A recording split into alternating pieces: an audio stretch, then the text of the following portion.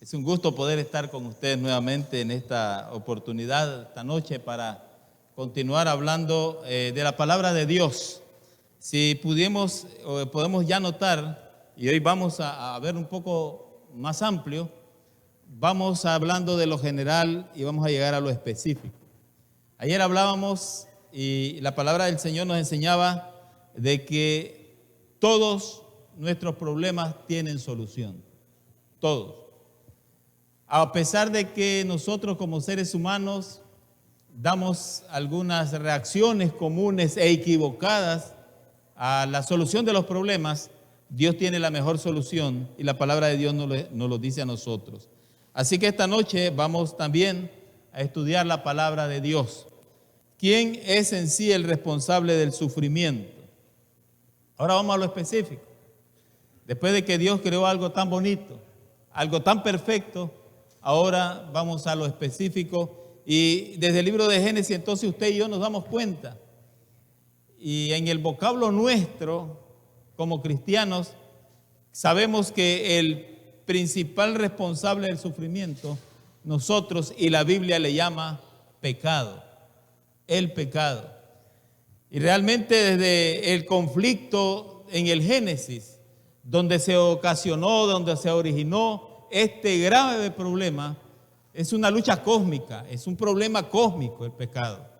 Y todos los seres humanos, todos nosotros que nacemos en este planeta, nacemos bajo esa atmósfera, bajo ese conflicto general y cósmico que la Biblia llama el pecado. Y realmente cuando nosotros hablamos de esto, tenemos que ver personalmente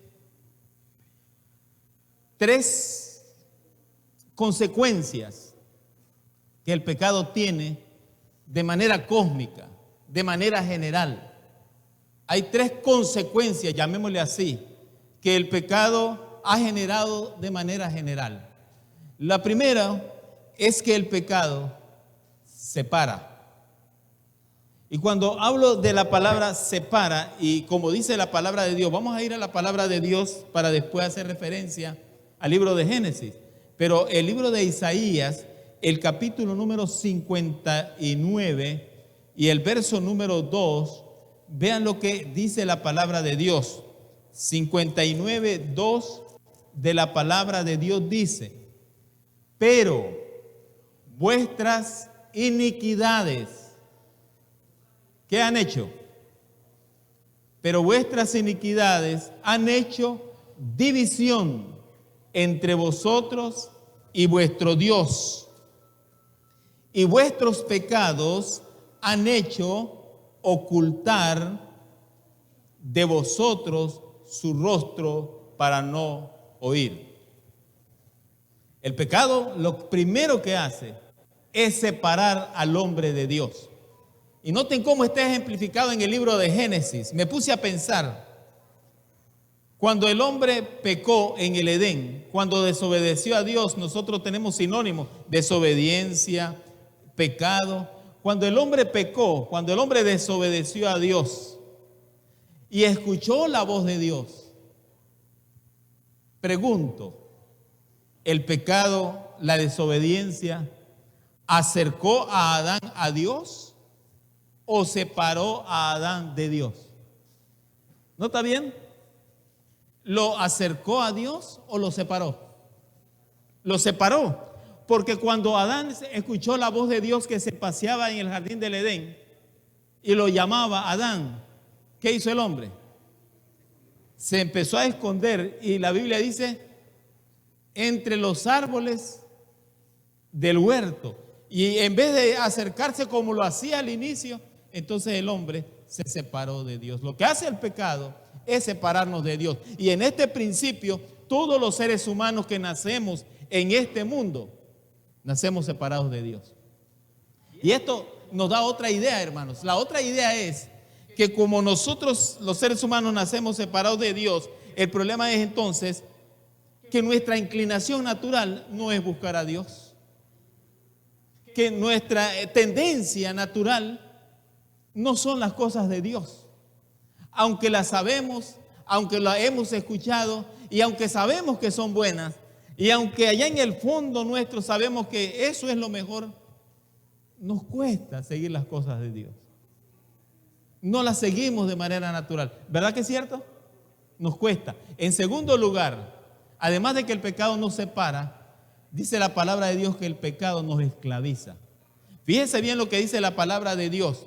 La palabra de Dios dice en segunda de Pedro, en esta carta que el apóstol Pedro escribió, específicamente en el capítulo número 2 y el verso número 19. Vean lo que dice la palabra de Dios, especialmente la última parte de este pasaje. Segunda de San Pedro, el capítulo número 2, y vamos a leer el versículo número 19, según aparece allí. Y vean lo que dice.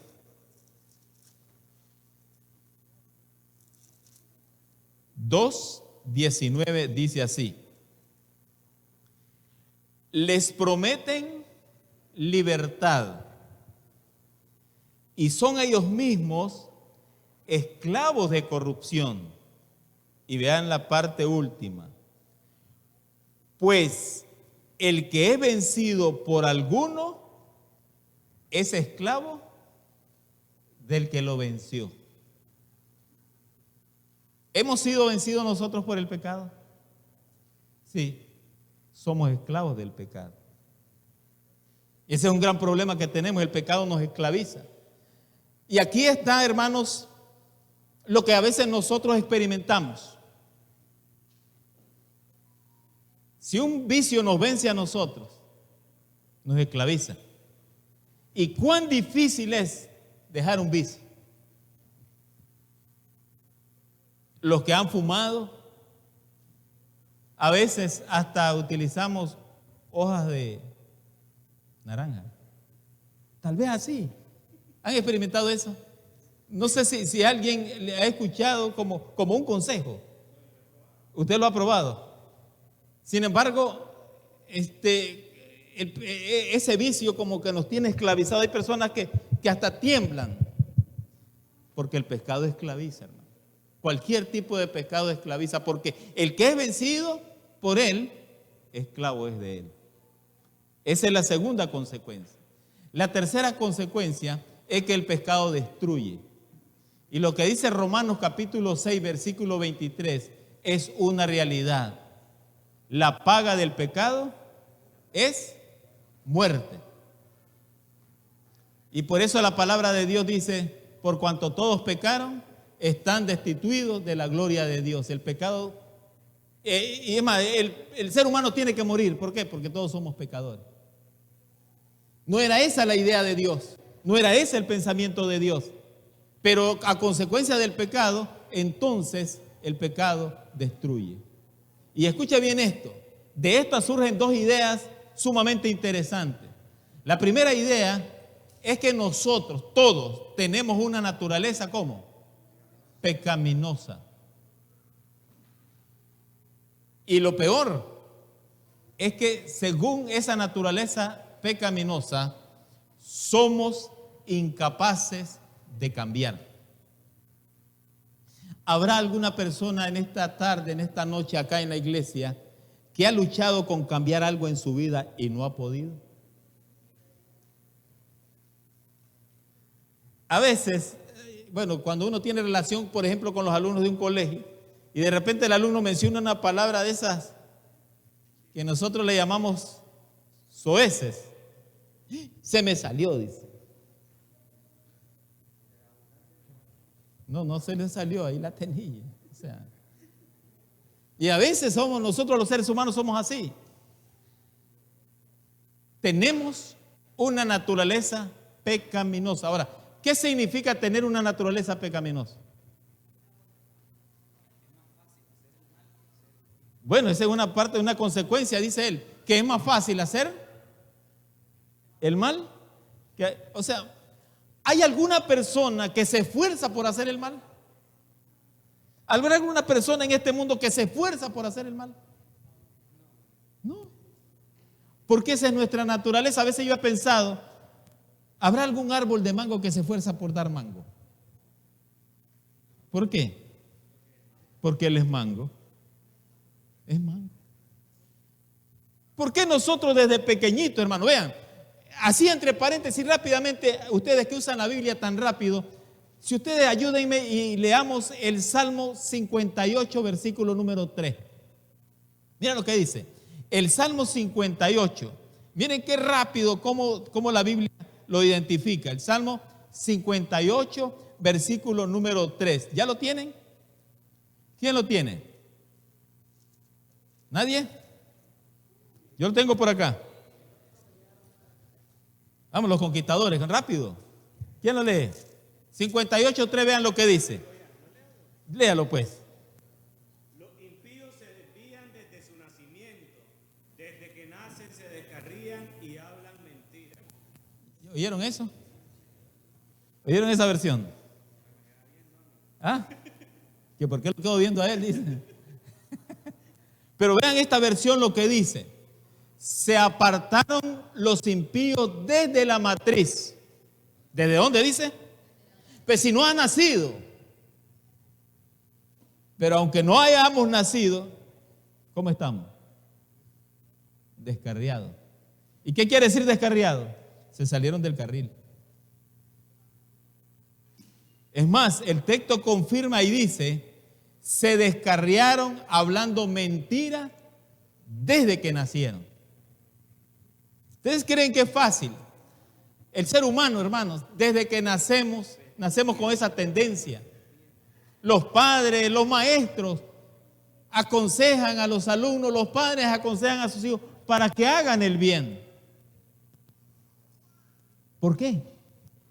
Porque naturalmente estamos acostumbrados a hacer el mal. Eso es así. Esa es nuestra naturaleza. Ese es el mayor problema. Como es un problema cósmico, nos ha alcanzado a nosotros. Y va a alcanzar a todo ser humano que nazca en este planeta. Así nacemos, así somos. Con esa naturaleza. Y lo segundo, somos incapaces de cambiar, dice la parte segunda. ¿Hemos luchado? Sí. ¿No hemos podido? ¿Hemos hecho promesas? Mira cuántos maridos hacen promesas a sus esposas y a la hora de llegar no la cumplen. O viceversa. ¿Cuántas esposas hacen promesas a los esposos? ¿Cuántos hijos hacen promesas a los padres? Sí, me voy a portar bien, ¿no? A la hora menos pensada, ¿no? ¿Por qué? Somos incapaces de cambiar. Por eso hay un elemento que es vital para nuestra paz. Vamos a leer la palabra de Dios. El Evangelio según San Mateo. Y vamos al Nuevo Testamento. El Evangelio según San Mateo, el capítulo número 14 aparece allí. Y vean lo que dice la palabra de Dios. Mateo capítulo número 14 y el versículo 22 al 24, la primera parte. Vean qué importante. Enseguida Jesús hizo a sus discípulos entrar en la barca e ir delante de él a la otra ribera, entre tanto que él despedía a la multitud. Nota bien qué importante. Número 2, versículo 23. Después de despedir a la multitud, dice el versículo 23, subió al monte, ¿a qué? A orar. Este es el elemento importante. Subió al monte a orar, aparte. Y cuando llegó la noche, estaba allí solo. Y entonces el versículo 24 dice, ya la barca estaba en medio del mar, azotada por las olas, porque el viento era contrario. Aquí hay un problema en esta situación. Pero hay algo importante. Dos cosas hay que señalar en este pasaje. Uno, Jesús se fue a orar. No por casualidad. Alguien podría decir, eso era su costumbre orar. Sí, está bien. Pero es que iba a pasar algo que necesitaba orar. Se necesitaba oración. Y no está bien la oración. ¿Cuánto tiempo oró Jesús según el pasaje? Pasó la noche allí solo orando. La noche. Mientras él estaba orando, algo estaba sucediendo con los discípulos en el mar, en el agua. Dice allí que el viento era Y cuando el viento es contrario, el viento era contrario, entonces ocasiona un problema. ¿Ok? Hay un problema allí. Entonces Jesús estaba orando. ¿Qué es orar? Orar es el acto de abrir nuestro corazón a Dios como un amigo. Es hablar con Dios. Y hablemos. La oración es la llave en las manos de la fe para abrir los almacenes del cielo. Por eso Jesús estaba orando. Algo iba a pasar. Cuando usted tiene un problema, oremos. Dios va a escucharlo. Mira, el contenido de la oración es que es el acto de abrir nuestro corazón a Dios como ¿qué? Hablemos como un amigo. Porque la oración es la llave que va a abrir los almacenes del cielo donde están todas las soluciones a nuestros problemas. Toda la solución a nuestras dificultades está en la oración. Y Jesús estaba orando porque había un problema e iba a suscitarse un problema. Según el pasaje, entonces, leemos ahora el versículo 25 al 27. Más, dice allí el texto, a la cuarta vigilia de la noche, Jesús vino a ellos, ¿cómo? ¿Eso era un milagro? ¿Era un milagro? Ya era un milagro, andando sobre el mar. Ningún ser humano lo había hecho, pero Jesús lo hizo. Versículo número 26. Y los discípulos, ¿qué dice allí? Viéndolo andar sobre el mar, ¿qué dice? Se turbaron, tuvieron miedo, dicen algunas versiones. Y entonces, dice el texto, gritaron de miedo, un fantasma. ¿A qué hora era que se apareció Jesús? Ajá, más o menos. Correcto. Porque así se contaban las vigilias en el tiempo de Jesús. Como a la cuarta vigilia. Ellos gritaron un fantasma, dieron voces de miedo. Pero enseguida, dice el texto, Jesús les habló diciendo, tened ánimo, yo soy. Según los registros, la primera vigilia era de 6 a 9 de la noche. La noche se divide en 4 vigilias. La primera era de 6 a 9, la segunda era de 9 a 12, la tercera era de 12 a 3 de la mañana y la cuarta vigilia era de 3 a 6 de la mañana. ¿A qué hora se apareció Jesús? Bueno, esa es la mejor respuesta. Entre las 3. Pero fíjese que si eran las 6 de la mañana, tratando de ver en este hemisferio, no creo que hubieran pensado que era un fantasma, lo hubieran conocido. Quiero pensar que era de madrugada, oscuro, porque no distinguían todavía la silueta de Jesús. Si ustedes me dicen que fue a las 3 de la mañana, yo tengo que creerles porque esa era la vigilia. Si ustedes me dicen que fue a las 3:30 también o a las 4 de la mañana, no hay problema. Jesús se apareció a esa hora, caminando a esa hora. Y lo maravilloso de esto es lo que dice el versículo 28 y 29. Y aquí hay varios detalles que yo quiero mencionar. Entonces, le respondió Pedro y le dijo, Señor, si eres tú, ¿qué cosa? Manda que yo vaya a ti sobre las aguas.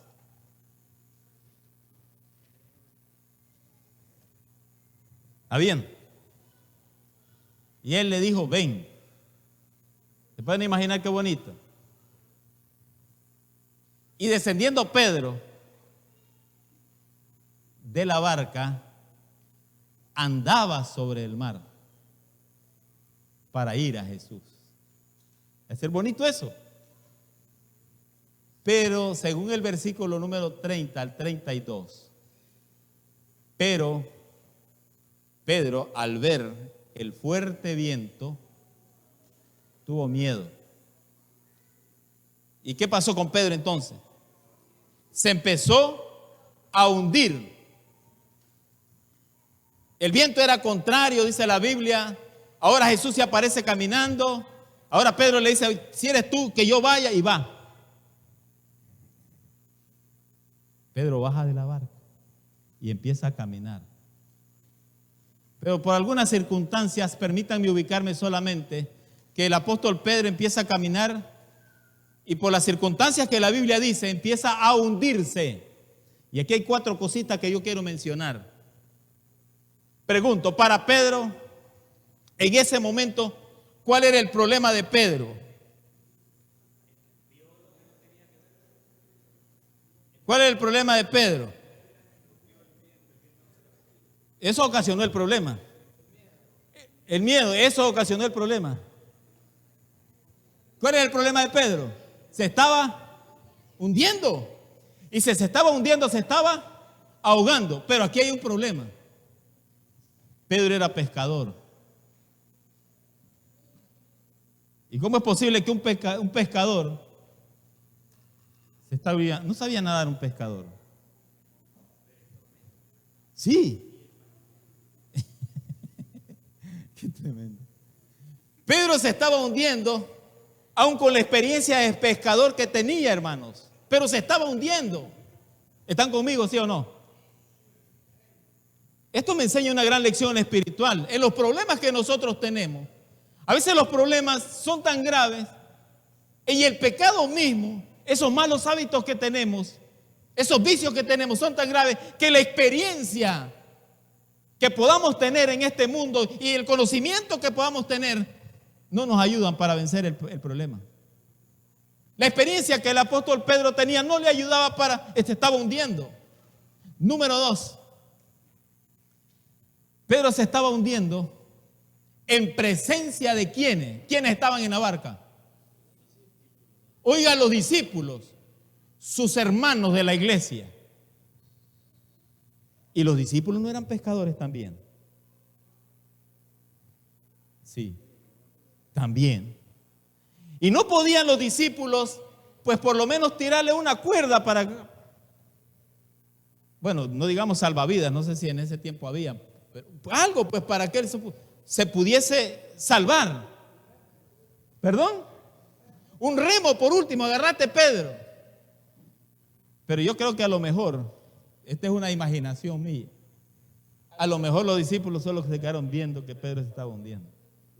Y a lo mejor algunos de ellos lo que te podían haber hecho era burlarse. Y Pedro, ¿qué te pasa?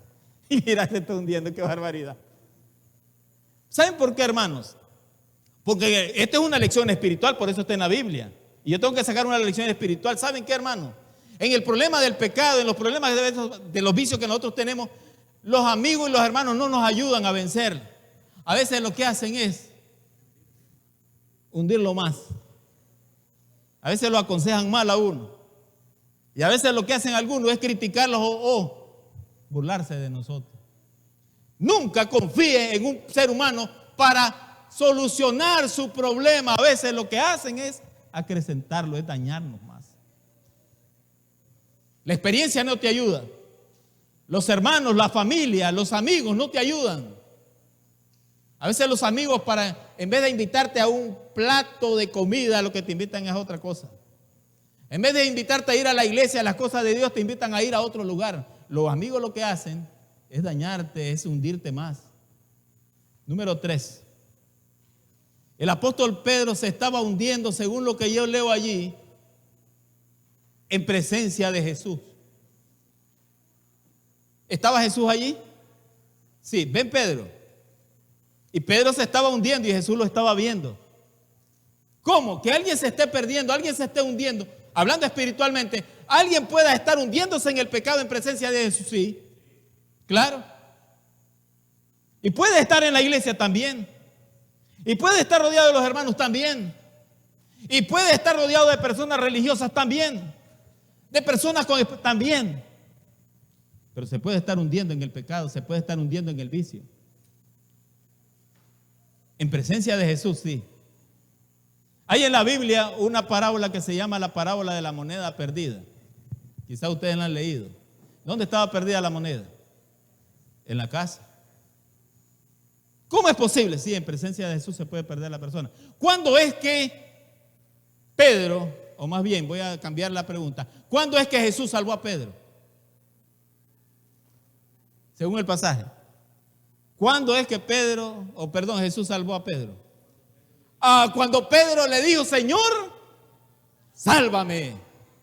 Y por eso el Señor ha dejado la oración para que nosotros clamemos y digamos, Señor, sálvame. Hay problemas y toda la mayoría de los problemas no los soluciona un psicólogo, ni un orientador familiar. Los problemas espirituales y el pecado que nosotros tenemos lo puede solucionar única y exclusivamente Cristo Jesús. ¿Y saben cuándo? Cuando nosotros se lo pedimos. Puede estar allí, puede venir a la iglesia, pero podemos seguir siendo los mismos. Yo no sé si por acá, pero a veces no, y sigue siendo lo mismo. Y no vas a la iglesia y no has cambiado. Que mientras no le pidamos de corazón a Jesús, Él no nos va a ayudar. Ahí estaba. Es más, si Pedro no le ha pedido, creo que se hunde. Creo yo, solo me imagino. Pero gracias a Dios, cuando Pedro le dijo, Señor, sálvame, ¿qué fue lo que hizo Jesús? Al momento, dice, le extendió la mano. Al momento, no esperó. Al momento extendió la mano y entonces Jesús lo sanó. Jesús lo salvó. Qué maravilloso, hermano. ¿Qué es lo imposible para ti? ¿Qué es lo que hay en nuestras vidas? Usted se conoce, usted sabe. ¿Vicios? ¿Qué es lo imposible para nosotros? ¿Arrancar un vicio asqueroso que podamos tener? ¿Es imposible? ¿Hemos luchado? Qué difícil es, decía alguien, dejar de fumar, dejar el licor.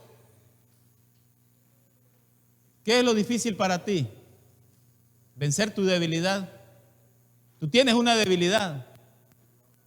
Cualquier cosa que sea, aquello que te atrae, que tú caes y que no quieres, pero a veces lo haces. Tu debilidad. ¿Qué es lo imposible para ti? Romper la unión ilícita que tienes con otra persona. No es tu esposa, no es tu esposo. ¿Es difícil dejarlo? Sí, somos incapaces de cambiar. ¿Qué es lo imposible para ti? Restaurar tu hogar. Es difícil, hermano. A veces nuestros hogares están destruidos o están a punto de destruirse. Es difícil.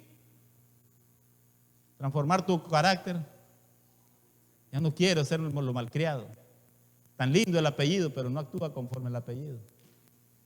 De repente se nos sale el cordero, hermano. Se sale eso, hermano. ¿No le ha pasado a usted? De repente usted explota. Luchamos con el carácter, hermano. Luchamos contra nuestro temperamento, lo luchamos. Hemos tratado de cambiar. No hemos podido. ¿Qué es lo imposible para ti? Salvar a tus hijos, se te están perdiendo, están tomando otro camino. ¿Los has aconsejado? ¿Le has pedido ayuda al pastor? ¿Le has pedido ayuda a tu amigo? Al que tiene más edad, al que tiene más experiencia. ¿Cuál es tu problema? ¿Cuál es lo imposible para ti? ¿Rehacer tu vida? ¿Cómo te sientes? ¿Te sientes vacío? ¿Desordenado? ¿En tinieblas? ¿Quieres volver a tener una vida plena? ¿Quieres ser una mejor persona? Yo quiero decirte algo esta noche. Con Jesucristo no hay ni existen imposibles. Todo se puede con Cristo Jesús. San Lucas capítulo 18, versículo número 37 dice la palabra de Dios. Jesús los miró y les dijo, para los hombres es imposible, para Dios no. Para Dios, ¿qué cosa? Todo es posible. Para Dios todo es posible y todo es todo, hermano. Y allá por el otro pasaje que se encuentra en el Evangelio según San Lucas, capítulo 1, versículo 37, dice la palabra de Dios, porque nada es imposible para Dios. ¿Creemos eso? Entonces tu problema tiene solución. Entonces ese es por eso que has estado luchando por años, tiene solución. Por eso esta semana yo quiero decirte, prueba con Jesús. A lo mejor hemos estado luchando de otra manera, de otra forma, y no hemos probado con Jesús. Con razón Apocalipsis capítulo 3 versículo 20 tiene gran trascendencia. Mira, yo estoy a la puerta y llamo. Esa es la solución. Abrirle la puerta del corazón a Jesús. Prueba con Jesús. ¿Y saben qué? Filipenses 4:13, ¿qué es lo que dice? Todo lo puedo en Cristo que me fortalece. Pero no tengo ganas. El ser humano nunca tiene ganas, hermanos, de seguir a Dios. Y solo basta arrodillarse y pedirle de corazón a Dios, pero no nos da ganas. No tenemos ese ánimo, no tenemos ese aliento de hacerlo. Por eso el mismo Filipenses capítulo 2, versículo 3, ¿saben qué es lo que dice? Es maravilloso Dios. Él dice, porque Dios es el que produce en vosotros así el querer como el hacer por su buena voluntad. Qué lindo. Dios es el que produce, ¿qué cosa? El querer y el hacer. Así que para Él no hay imposibles. ¿Qué es lo que te está atormentando? Yo no lo sé, hermano. Tú sí lo sabes. Pero hoy podemos orar al Señor y decirle como Pedro, Señor, sálvame. Esto ya no lo aguanto y solo tú puedes ayudarme. Puedes restaurar tu hogar, puedes restaurar tu vida, tus hijos, todo, hermano. Ese vicio que nos atormenta, ese mal hábito que nos atormenta, el Señor puede darnos la victoria para eso. Todo lo puedo en Cristo que me fortalece. ¿Y saben qué? Solo estamos a punto de una oración. Jesús oró toda la noche porque iba a solucionar un problema al día siguiente. La oración tiene poder, hermano. Y está cercano. Los ojos del Señor están allí viéndonos y los oídos están atentos para oír. ¿Quieres orar hoy por tu problema? Yo quiero orar por nuestros problemas esta noche. Si tú crees que tienes un problema y Dios te puede ayudar, levanta tu mano y oremos esta noche. Padre, las manos de tus hijos en esta noche se están levantando porque reconocemos que tenemos imposibles en nuestras vidas. Reconocemos, Padre, que hemos nacido siendo pecadores y reconocemos que no podemos cambiar por nosotros mismos. El pecado ha inundado este planeta, se ha vuelto una batalla cósmica, nos ha afectado a todos. Pero para ti no hay imposibles, nada hay imposible para ti, Señor, y todo lo podemos en Cristo que nos fortalece. Esta noche queremos suplicarte en el nombre de Jesús que puedas hacer en nosotros así el querer como el hacer por tu buena voluntad. Toma nuestras vidas en tus manos, en el nombre de Jesús. Amén y amén. Feliz noche, hermano.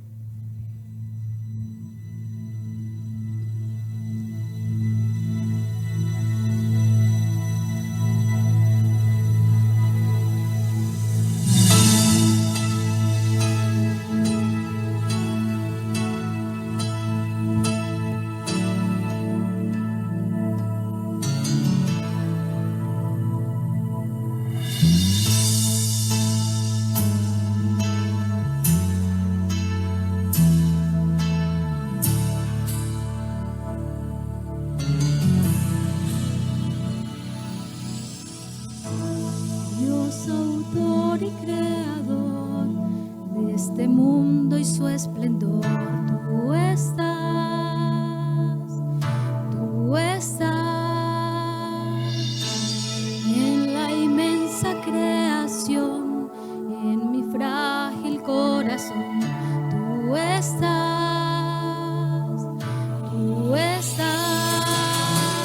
sola jamás estaré, en tus brazos fuertes, Señor, seguiré hacia el nuevo amanecer. Tú eres mi existir, mi ayer, mi porvenir.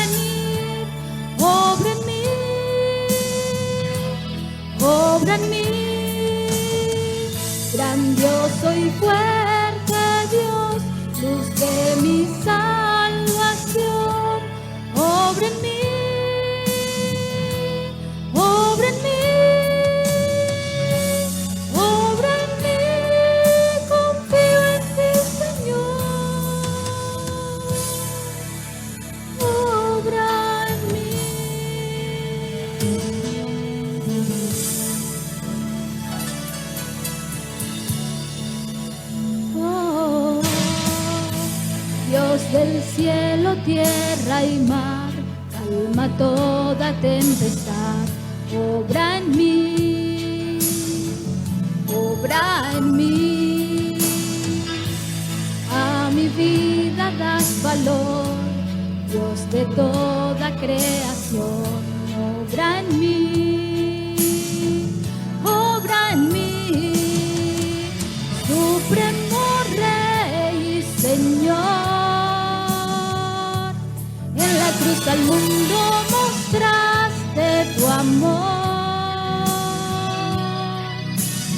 Ante ti postrada estoy, tú eres mi existir, mi ayer, mi porvenir. Obra en mí, obra en mí, grandioso y fuerte Dios, luz de mi salvación. Obra en mí, obra en mí, obra en mí, confío en ti, Señor, obra en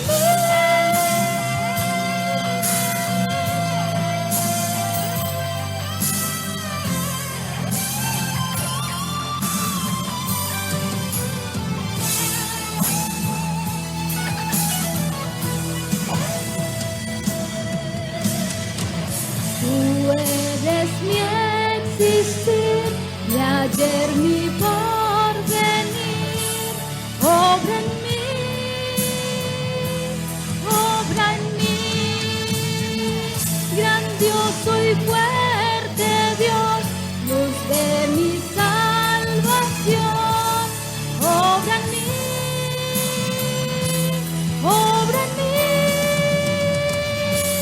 Obra en mí, confío en ti, Señor.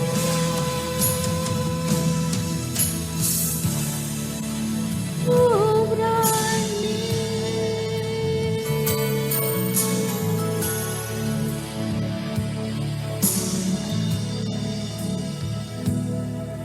Ante ti, postrada estoy.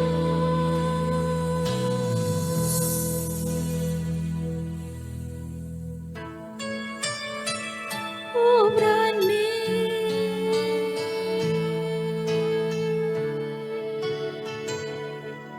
Para la honra y gloria del Señor.